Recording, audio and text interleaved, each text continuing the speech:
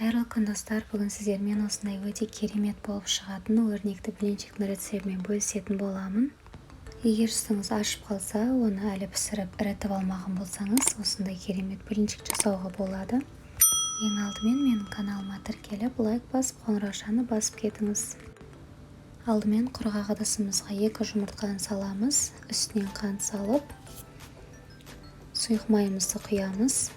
Үшеуін жақсылап араластырып аламыз. Егер миксер болмаса, венчиктің немесе вилканың көмегімен жақсылап осылай бір қалыпта масса болғанға дейін араластырып аламыз.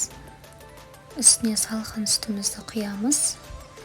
Егер сүттеріңіз ашыған болса, оны ең бастысы пісіріп ірітіп алмасаңыздар болды.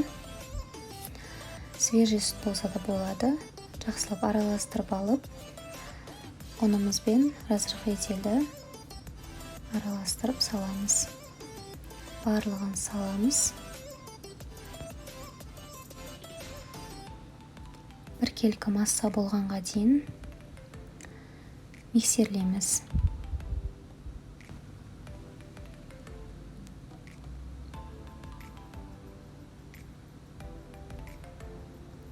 Ешқандай да түйіршіктері қалып кетпеу керек. Жақсылап араластырып аламыз.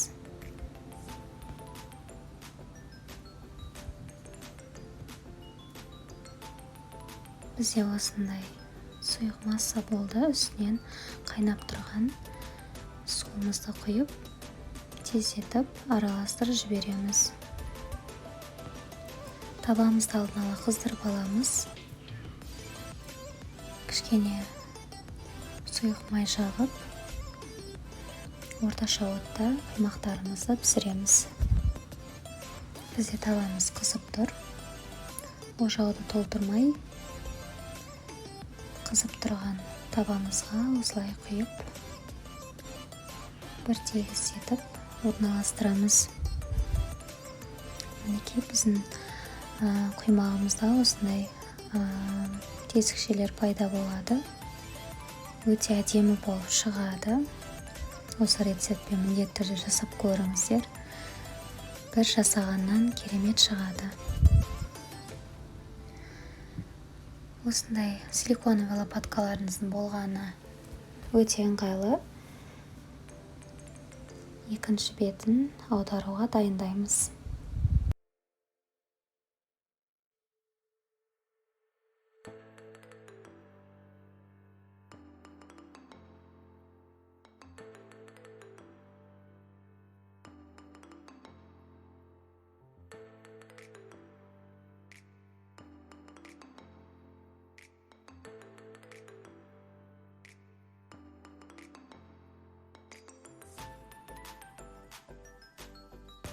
Осылай қарап отырмасаңыздар, асты күйіп кетуі мүмкін.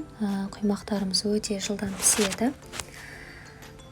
Дайын болды. Енді ыдысымызға құймағымызды алып, келесі құймақтарды осылай дайындасаңыздар болады. Менде 25 штук құймақ шықты. Дәмі өте керемет болды. Егер рецепт ұнаған болса, лайк басып, қоңыраушаны басып, тіркелуді ұмытпаңыздар. Сіздермен болған Фируза.